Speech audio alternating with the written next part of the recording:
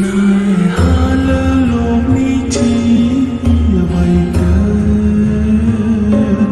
ហេតុអ្វីត្រូវតម្រូវឲ្យបង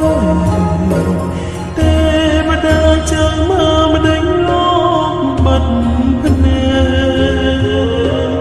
ខត់រឿងហេតុផ្ដាច់ខ្សែនិស័យ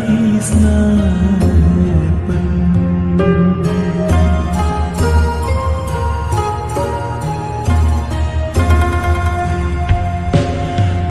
ស្រមៃសងកេងកាយខ្នាយមួយរូបបងផែលឆ្លងវិលវត្តសង្សារ